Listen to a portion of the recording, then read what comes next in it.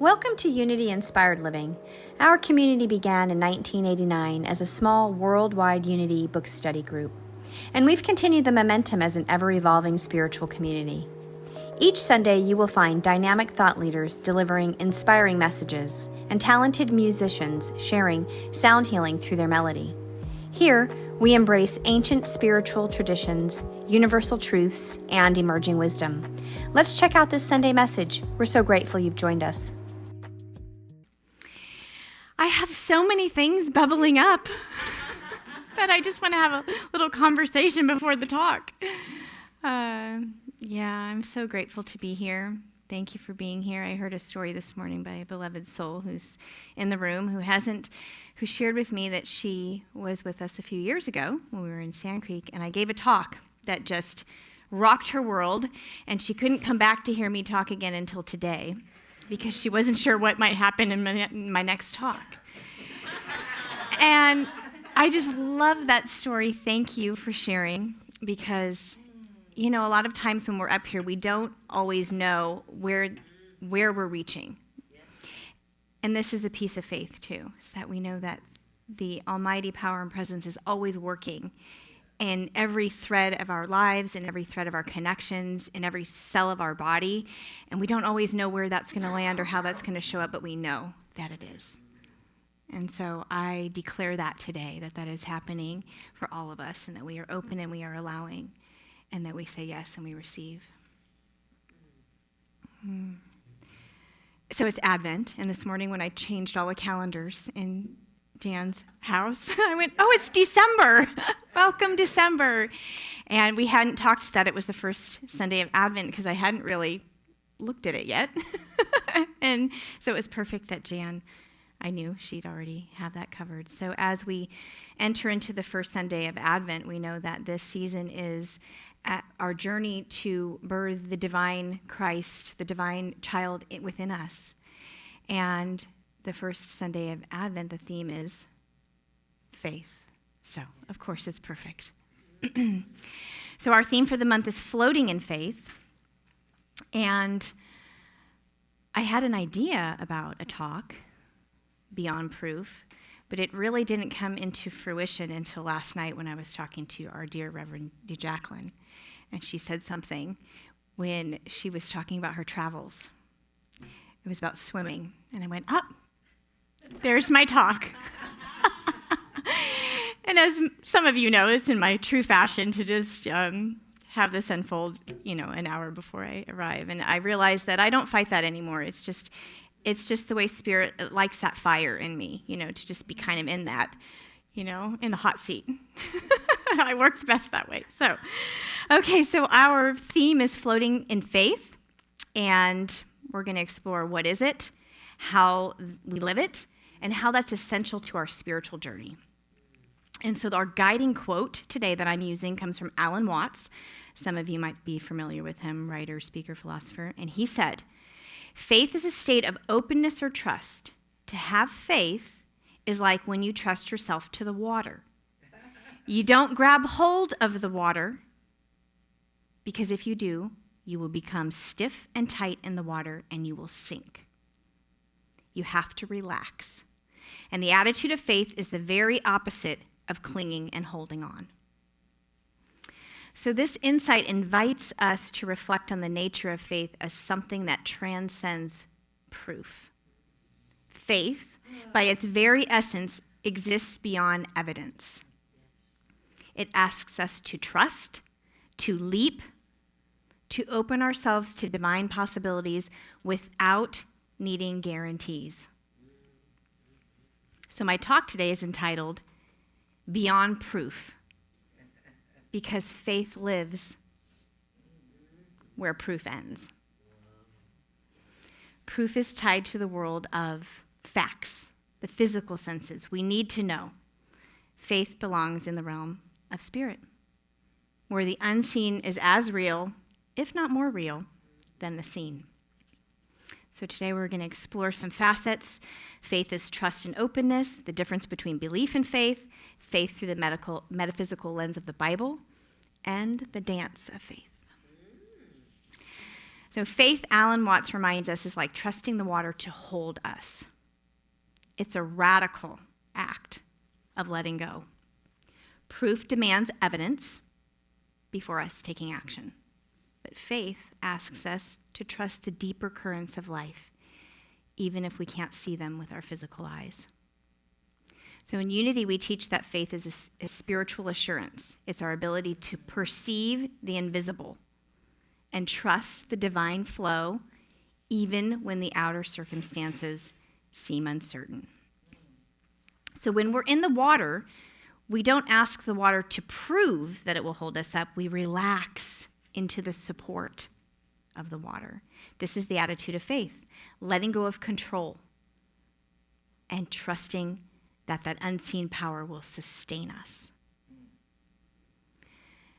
So I know at some point in time we've all been faced with a situation where proof or evidence was not guaranteed to us, but we still stepped out and chose to trust. Perhaps it was a career change, a relationship, or even a healing journey that you stepped forth into. Faith allowed you to step into the unknown, trusting the unseen good that is waiting for you to unfold.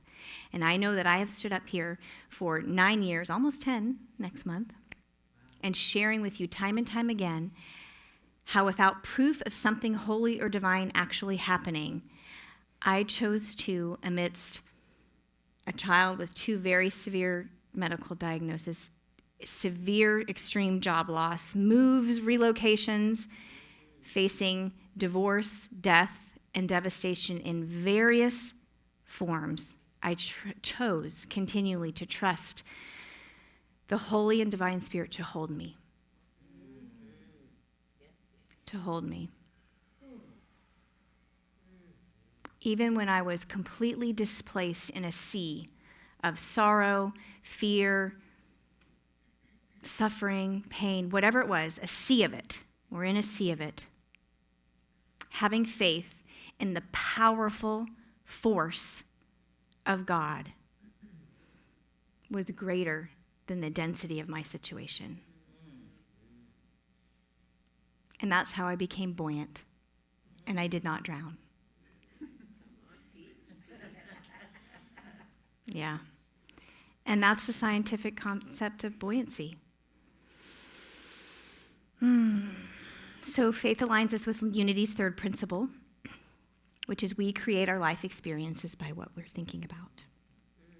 So when doubts arise, remember, faith doesn't need proof.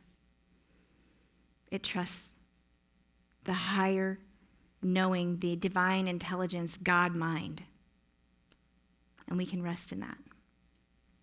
Faith and belief are sometimes confused, but they are different. Belief relies on these mental constructs that our mind wants to grab onto, often seeking proof to reinforce a position.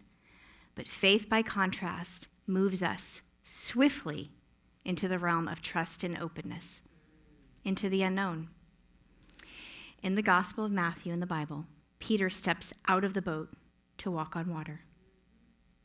As long as he trusts that Christ's presence is there, he stays afloat. As soon as his mind starts doubting and seeking for proof that the water is going to hold him, he begins to sink. Belief alone cannot sustain us. What keeps him walking on water is faith. So Alan Watts offers another piece to this. He said the need for proof can actually destroy faith.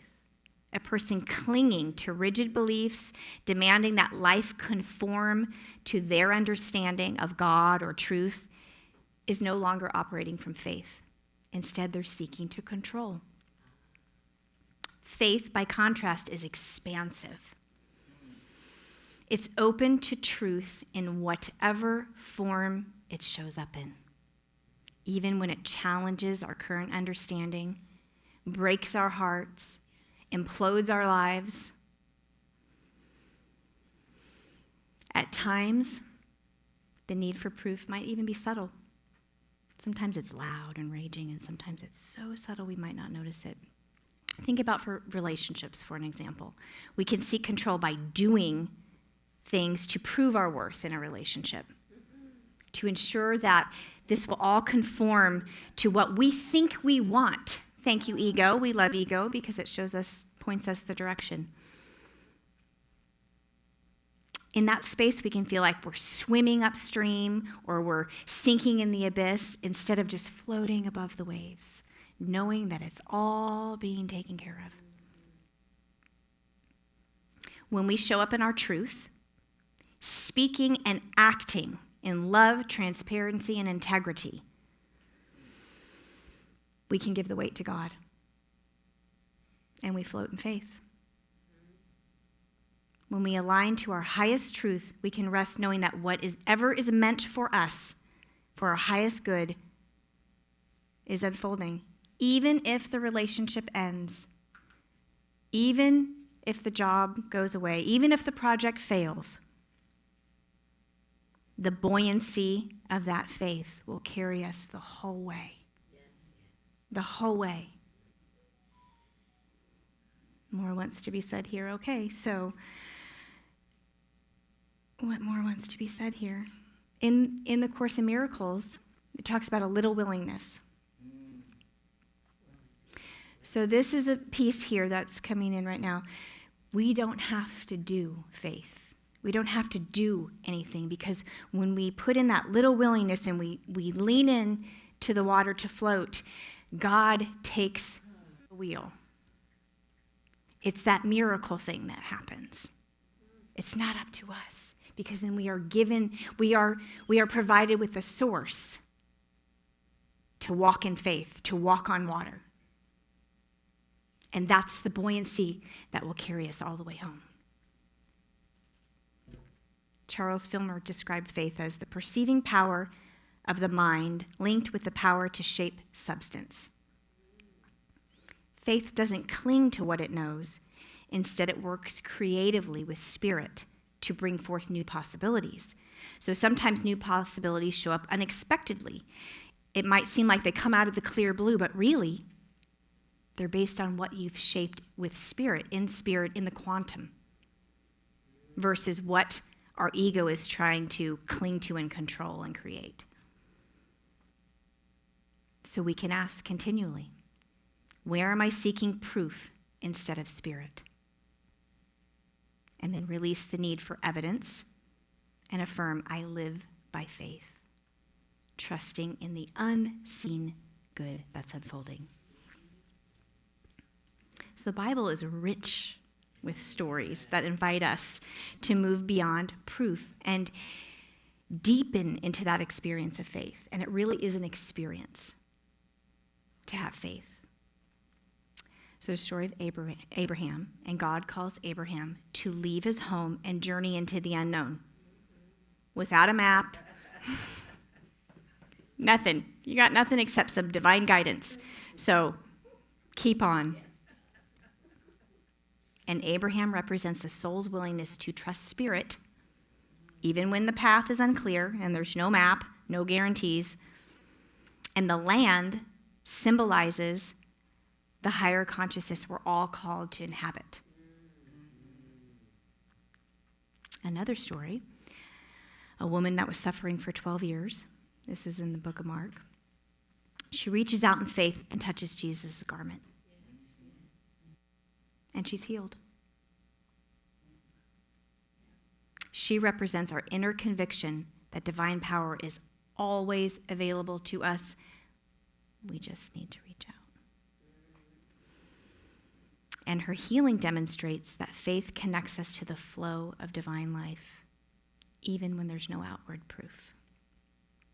So both stories affirm that faith is not passive. Faith is not passive. It requires action, trust, and a willingness to align with divine guidance, to lay back into the water and say, I know I'm supported, even when proof is absent. So when faced with uncertainty, we can ask, what is my next faithful step? And it may be sitting still. It may be breath work. It may be meditation. It may be sound healing. It may be nurturing that inner child whose wound has showed up because That wound can sort of derail us from faith sometimes because it needs so much proof. Maybe it's finding a partner who can help you regulate your nervous system by breath work together, if you've never done that. It's a great method. When you're feeling a little stirred up, somebody else can come along. That's what we're here for, each other, as humans. Yeah, so what is my next faithful step? What am I really to do here to step into faith? And then trust that the small acts of faith, like Abraham's journey, like the woman's reach, can lead us to profound transformation. To live in faith is to live beyond proof. Sometimes it's helpful to actually recall times when you did step out in faith and you were held. Sometimes we need those reminders. Oh yeah, that's true. I am held. That does happen. When I align, when I say that sacred yes. So then there's a dance of faith. So I'll close today with my story about dance, which I love. So I saw a quote on Instagram about 6 months ago, and this was the quote. It said, in many shamanic societies, if you came to a medicine person complaining of being disheartened, dispirited, or depressed, they would ask one of 4 questions. When did you stop dancing? When did you stop singing? When did you stop being enchanted by stories? And when did you stop finding comfort in the sweet territory of silence? I had seen the quote before, but this time I took it in a little differently. It struck me just a little deeper. I had not stopped singing. I have forever been enchanted by stories. I'm a great friend to the silence. But dance? I could not remember the last time I had danced. And I also consider myself quite uncoordinated. I've always considered myself more of a bookworm, so dance was really never in my repertoire. But when I started thinking about this, I started imagining myself elegantly across the dance floor like tango and waltz and foxtrot, and I was there, the feeling tone in this, and this is a quick moment, I have you to know. I didn't stay here very long. This was, yes, I'd love to dance. I visioned it. I would love to do that. And then as soon as the image came in on Instagram, I scrolled on through. So it wasn't even that long, but it was strong, and I felt it. It vibrated in my body. I was on the dance floor in that moment. So 2 months later, I'm sitting in a Tough Shed office, ordering a Tough Shed for my backyard. And the salesman starts talking about ballroom dance lessons in my area. Out of the blue, not out of the blue, wink. And I said, I was focused on the screen, thinking of color and trim and the door style, and I just stopped, and at times stopped, and I said, I've always wanted to dance. And he didn't realize it was a profound moment, but he said, well, call them. And he gave me their phone number, and the next day I did. I called them and set up a dance lesson. And I met somebody who was not only my dance instructor, now he's a close, dear friend.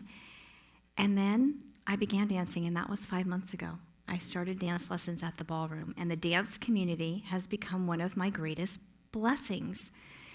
So not only do I take the ballroom dancing lessons, I branched out after a couple months and started going to local venues for West Coast swing and salsa dancing, Latin dancing, and now I'm even traveling for dance events. Who knew? So my husband's fatal motorcycle accident happened 14 months ago, and for a time, it felt like part of me died with him. It did. And then I buried myself in a cocoon in the dark, safe spot of the ground for about 6 months, solid months, because who I was ended. And who I was to become wasn't clear yet. And I needed time to germinate. So back then, in that deepest, darkest hole, I floated in faith, baptized in the fire, burned to ash, all of it. And then I emerged to rebuild who I am now. Turns out, and I never knew this, but Spirit did, I'm a dancer.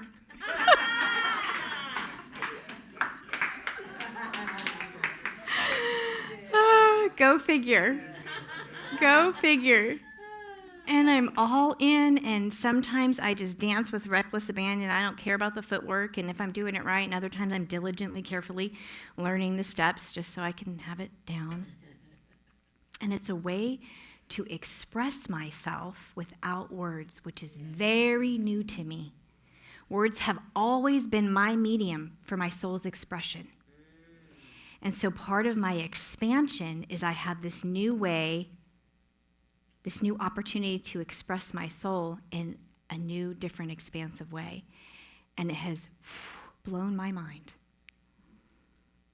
So that seed of me cracked open in that dark space, and the stems found their way out to reach the light once again. And what I can share with you is that none of this was consciously controlled or planned.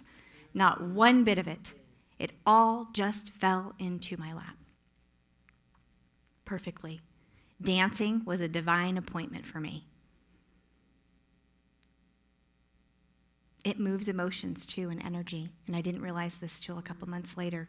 Just like we use breath work, or when we had, what was her name, Tacey, I think, come in with the yawning, ways we chakra energy moving, EFT, all the things, all the modalities. It's just another way to move energy through our body and stay healthy and keep our chakras clear and our physical bodies healthy, and our mental bodies, and our emotional bodies, and our spiritual bodies. And this is the fun part. It gives me an opportunity to connect, touch, and hold people, which is my love language. I've cultivated the most beautiful bonds and soul friendships with new people in the dance community.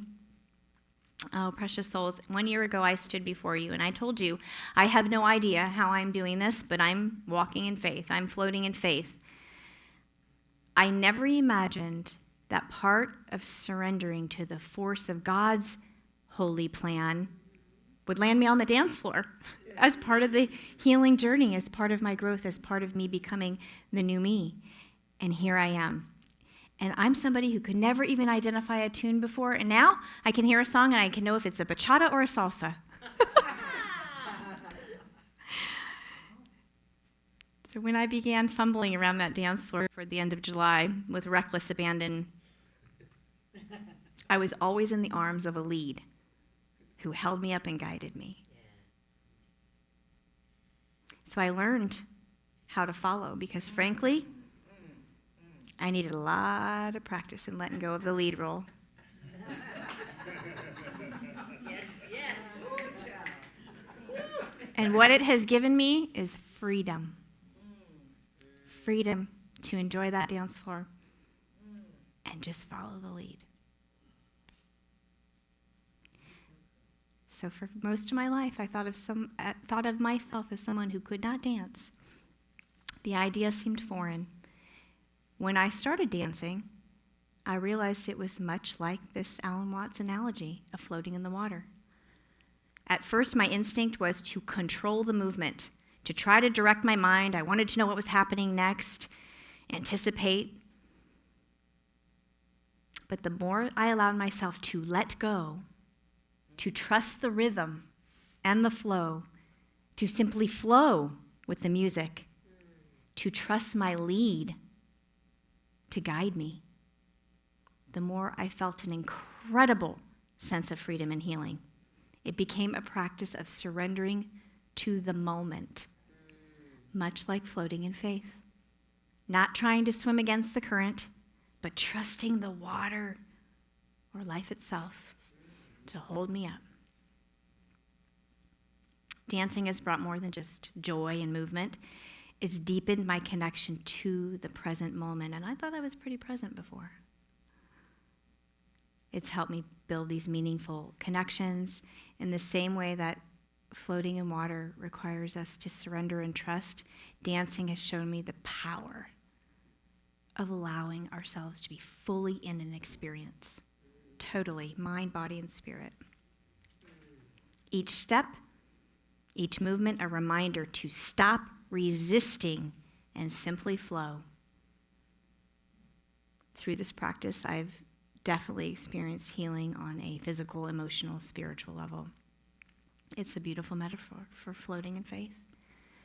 When we stop fighting against the waves and allow ourselves to trust the journey, we find ourselves supported in ways we could have never planned or imagined.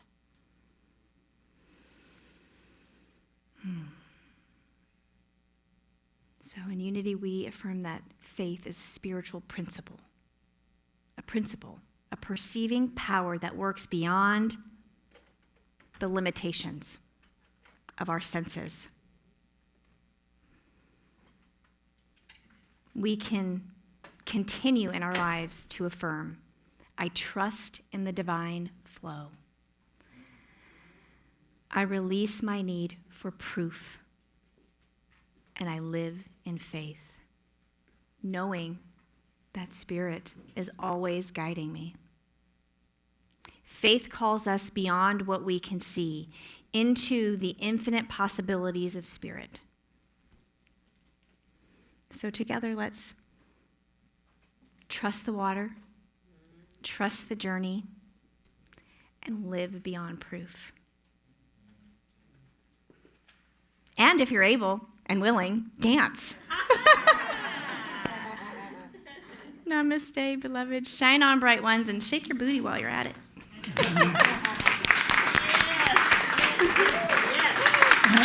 Yes.